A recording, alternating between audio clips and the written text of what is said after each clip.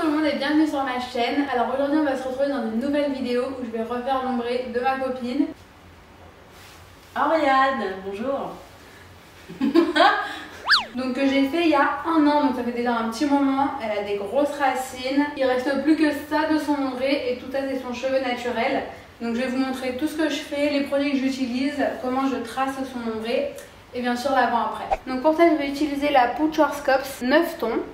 Au niveau des racines, je vais utiliser l'oxydant 40 volumes. Et au niveau de ses mi-longueurs et pointes, je vais mettre du 20 volumes et un tout comme elle est déjà blonde sur les mi-longueurs et pointes. Et pour le matériel, je vais devoir avoir un bol, 3 pinces, un peigne à queue, une palette et un pinceau. Moi je préfère les pinceaux biseautés pour tracer mon ombré, mais il y en a aussi qui le font avec un pinceau normal. Et je vais avoir aussi besoin d'un cellophane qui est prédécoupé. Et par la suite je vais faire la patine. Donc la patine ça va servir à déjaunir son reflet naturel quand je vais éclaircir.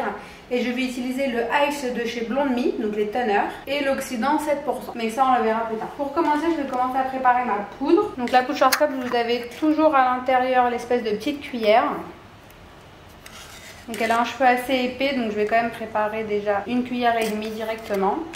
Et là je vais ajouter donc le 40 volumes pour mes racines. Donc la Schwarzkopf, quand vous la remuez, c'est bien de la tasser. Et de ne pas trop remuer trop fort, sinon elle gonfle.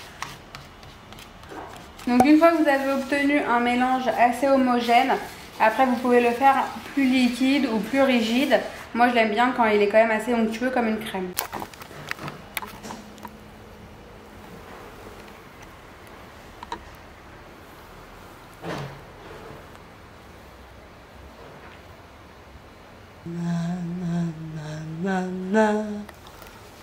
Bon, j'ai eu un petit imprévu, je retrouve plus mon deuxième bol.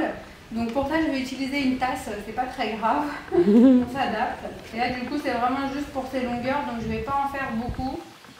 Donc j'ai mis une cuillère et puis après c'est mieux de repréparer de toutes les manières et de ne pas en faire trop pour pas gâcher. Donc là je vais seulement mettre du 20 volume. Et avec un pinceau cette fois-ci un petit peu plus droit et ancien.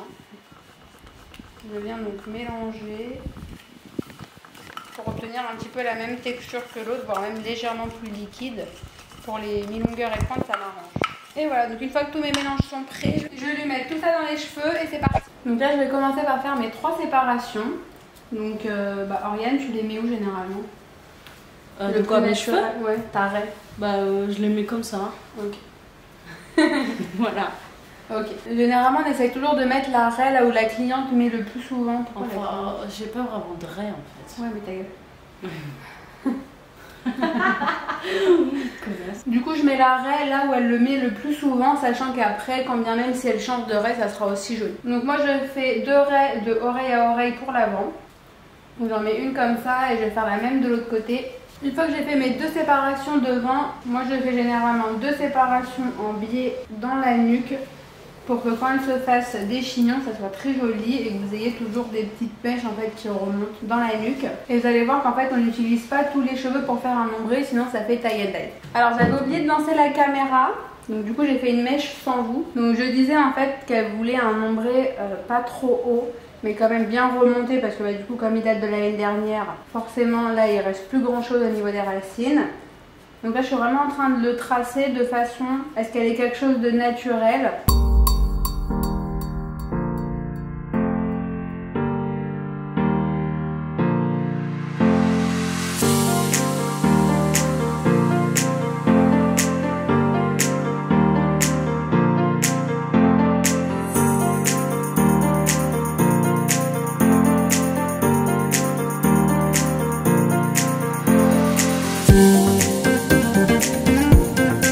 Voilà ce que ça donne à peu près une mèche quand on vient de la dessiner.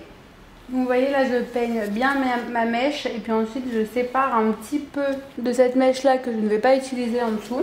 Je repeigne bien ma mèche et en fait je viens à l'encontre du cheveu pour crêper un petit peu pour qu'en fait quand ça redescende ça fasse bien fondu et qu'il n'y ait pas de démarcation. Ensuite je prends ma mèche bien tendue avec une bonne tension, mon pinceau plus la déco sur mon gant. Et là je viens tracer des traits assez fins.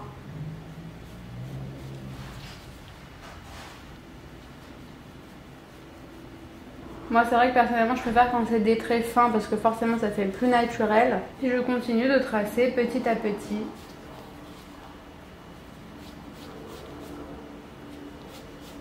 Et ensuite je m'occupe des mi-longueurs et des pointes. Je les mets sur ma palette et tout simplement j'en mets partout. Je rajoute mon papier de cellophane et je continue à monter.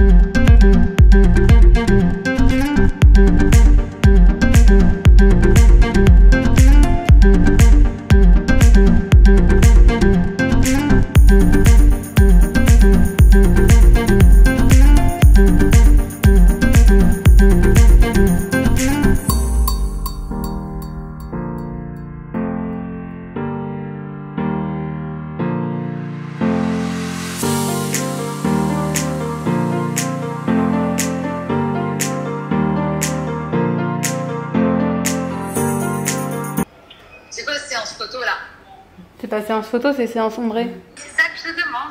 Oui. Ça m'a intrigué. Je suis en mode, c'est quoi ce bordel? C'est Loulou qui filme. Ouais.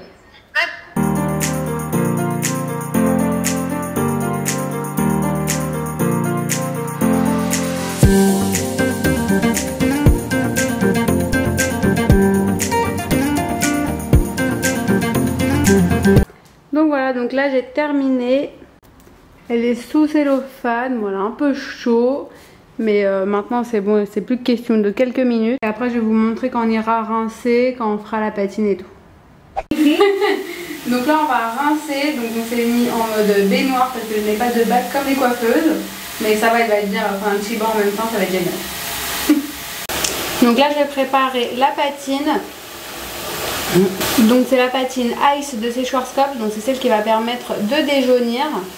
Donc là je vais mettre tout le tube.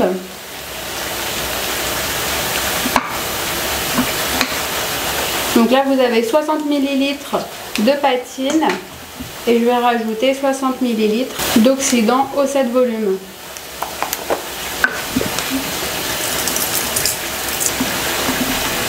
Voilà, une fois que vous avez obtenu votre texture, je vais vous montrer comment l'appliquer. Donc en attendant que j'ai préparé ma patine, nous avons Pépette en train de se shampouiner la tête. Ça fait du bien. Voilà, donc c'est bien de faire un shampoing entre les deux pour bien séparer les produits. Et comme vous pouvez le voir, on voit déjà l'éclaircissement, mais effectivement il est un petit peu jaune. Et c'est tout à fait normal, c'est son fond de décoloration en fait qui est comme ça. Donc on se retrouve dans 2 minutes, enfin pour vous dans 1 seconde pour la patine. Donc là du coup elle a lavé ses cheveux, on les a essorés à la serviette et puis là du coup je vais appliquer la patine. Donc vous allez voir que la patine c'est vraiment très très simple dans le sens où en fait je vais en mettre vraiment partout.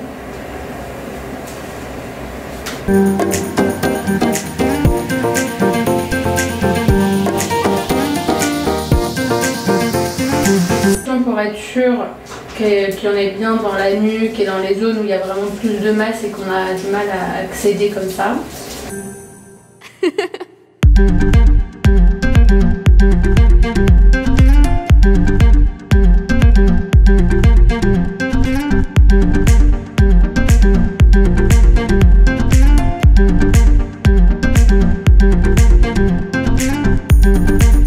Voilà, donc une fois que j'en ai bien mis partout, on va laisser poser un petit peu. Et là du coup c'est ça qui va permettre de déjaunir et d'avoir une couleur un petit peu beige plus centrée. Donc là ça fait un quart d'heure à peu près qu'on a laissé poser la patine. Et du coup on est parti rincer. Enfin elle a rincé. Ça va faire un shampoing et un bon soin. Et ensuite je vais lui couper les cheveux et on vous fera le Donc là du coup on a rincé. Maintenant du coup on va lui couper les cheveux. Donc je vais lui faire la raie au milieu. Qu'est-ce que tu veux couper? Je veux, je veux que ce soit un peu jusqu'aux épaules. épaules. Donc là je vais quand même lui couper à peu près tout ça. À peu près ça, tu vois.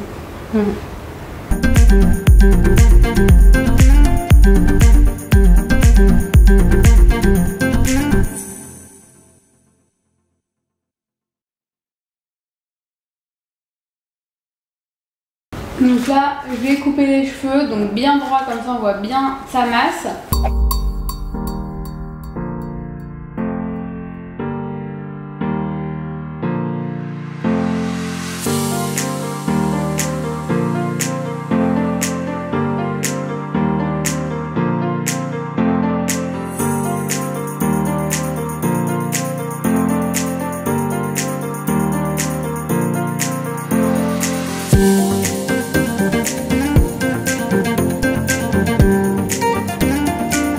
Donc voilà, on a terminé. Je l'ai coiffé, donc je l'ai fait des wavy.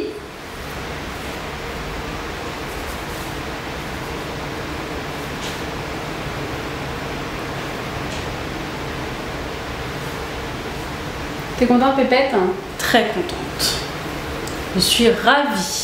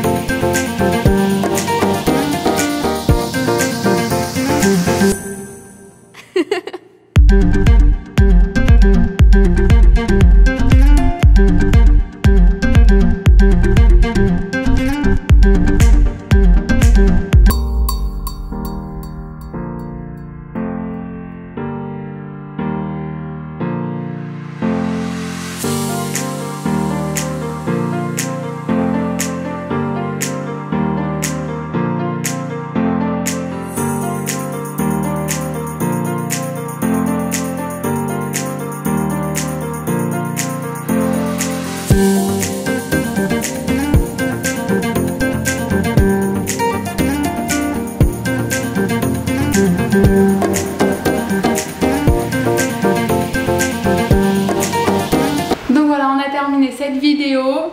Oriane est contente, je suis contente.